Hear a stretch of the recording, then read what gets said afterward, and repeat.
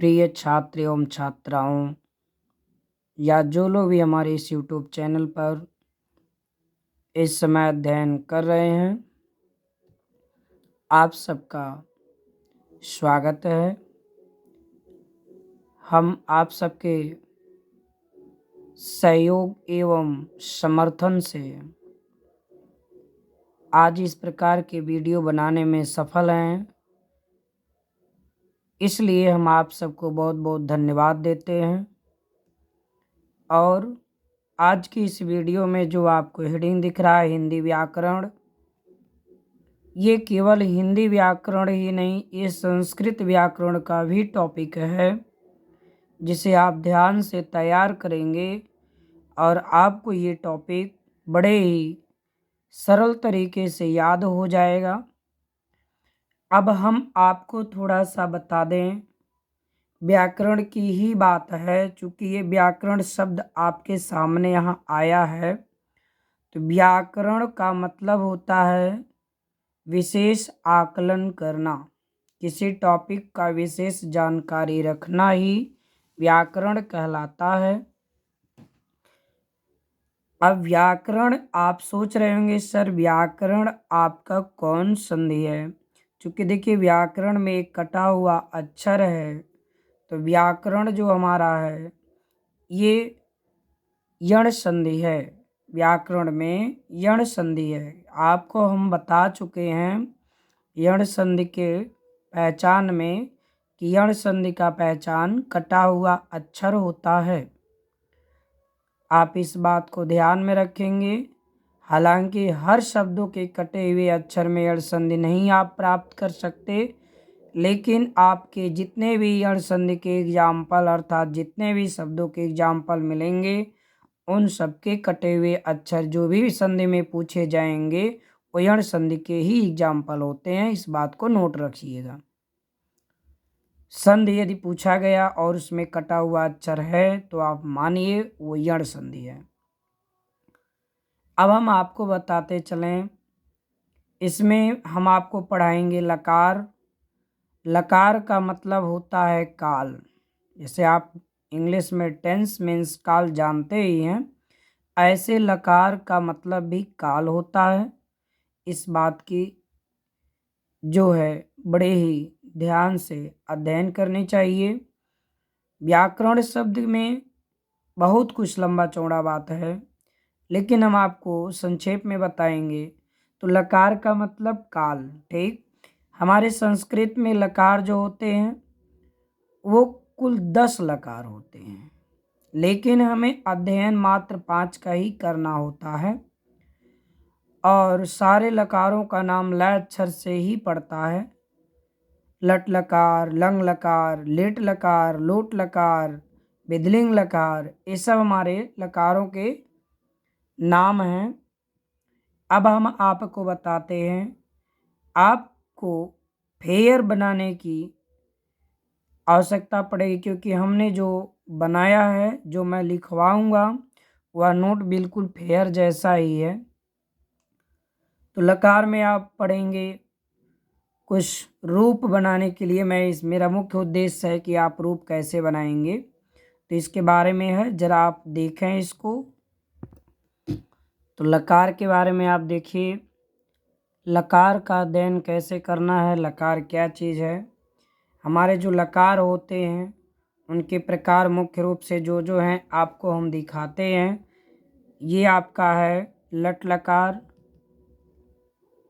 और लंग लकार, लिट लकार। इसके बाद आपको मैं दिखाता हूँ लोट लकार, विधिलिंग लकार। इनके हिंदी नाम भी नोट कर दिए गए हैं, आप इसका फेयर बना सकते हैं। और इसके बाद आपको पढ़ना है धातु, जो मुख्य रूप से आपके एग्जाम में पूछा जाता है। धातु क्या है? क्रिया के मूल रूप को धातु कहते हैं।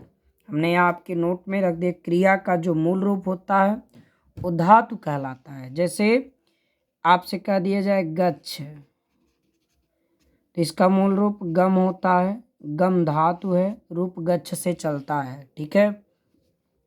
क्रिया के मूल रूप को धातु कहते हैं।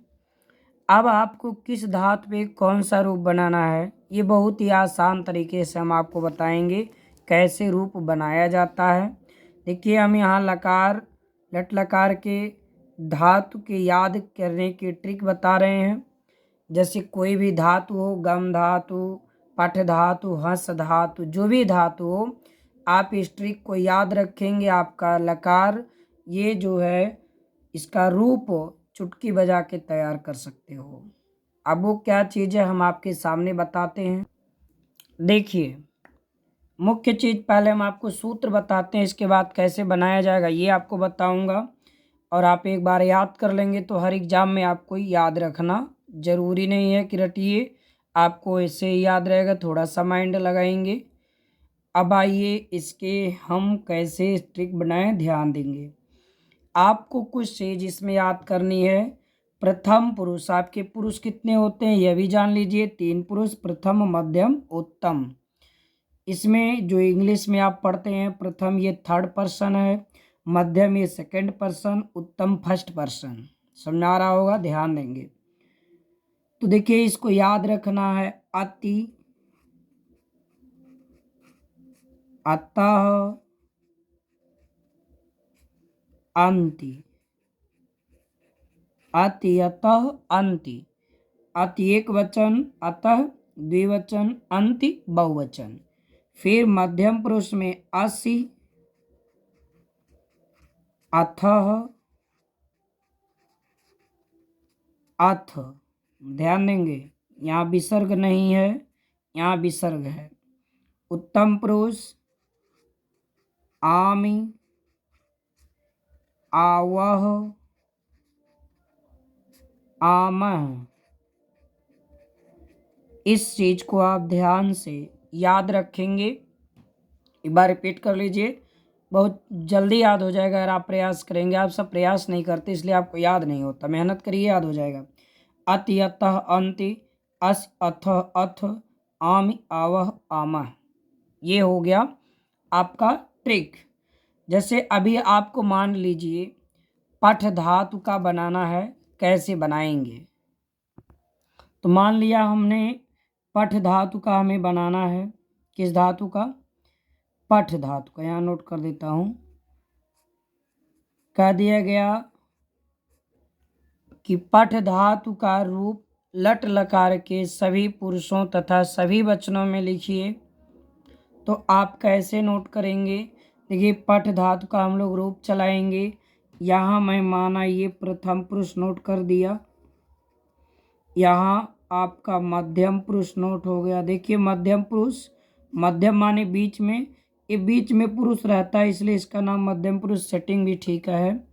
और उत्तम पुरुष, ये उत्तम पुरुष हो गया। समझ में आ गया? इसको आप ध्यान से समझेंगे, समझ में आ जाएगा।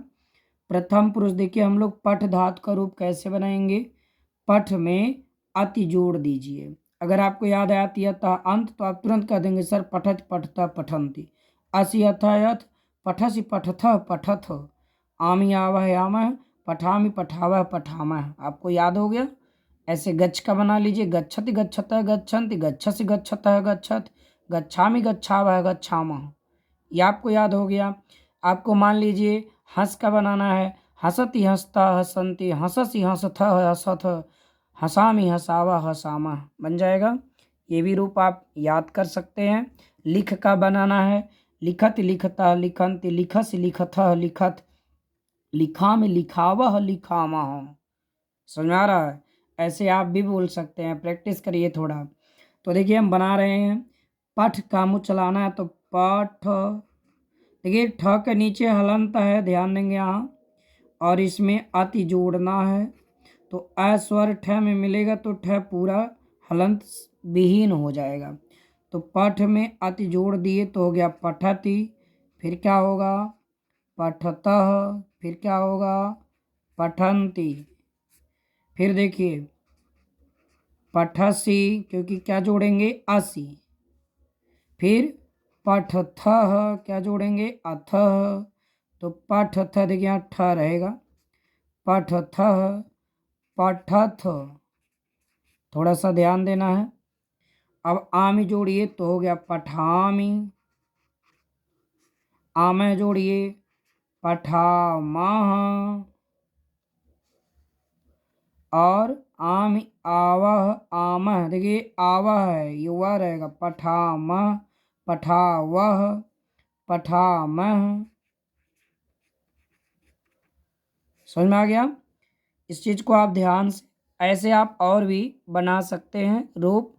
तो ये ट्रिक है। ऐसे हम आपको लंग लकार का ट्रिक बताएंगे, लिट लकार का ट्रिक बताएंगे, फिर आपको अनुवाद कैसे करना है, संस्कृत का अनुवाद कैसे करते हैं, बहुत ही सरल तरीके से बताएंगे।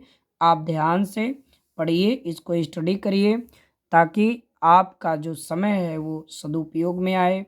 और आपको वीडियो कैसा लगा आप कमेंट के माध्यम से हमें ज़रूर बताएं। शेयर अधिक से अधिक करिए और अपने ज्ञान को बढ़ाइए, औरों के ज्ञान को भी बढ़ाने का प्रयास करिए, क्योंकि परहित सरिस धर्म नहीं भाई, पर पीड़ा सम नहीं अधमाई। ठीक ना? तो दूसरों के हित के समान कोई धर्म नहीं है, और दूसरों को पीड़ित करने के समान कोई पाप नहीं है। इसलिए दूसरों को पीड़ित करना सबसे बड़ा पाप है। दूसरों को भला, दूसरों का भला करना, उपकार करना सबसे बड़ा धर्म है, पुण्य है, ये समझिए। समझना? व्यास जी ने भी कहा है, व्यास जी ने बड़ी अच्छी बात कही है। 18 पुराणों में से छान करके वो बात उन्होंने कहा है। उन्होंने क्या कहा? अष्टादश पुराणेषु व्यासस्य वचनद्वयम्, अष्टादश पुराणेषु वा व्यासस्य वचनद्वयम्। क्या दो बात उन्होंने कहा? परोपकाराय, उन्होंने कहा परोपकाराय पुण्यम, पापाय परपीडनम। व्यास जी ने 18 पुराणों में यही बताया है कि दूसरों का भला करने से, परोपकार करने से पुण्य मिलता है, और दूसरे को पीड़ित करने से हमें क्या मिलता है? पाप मिलता है।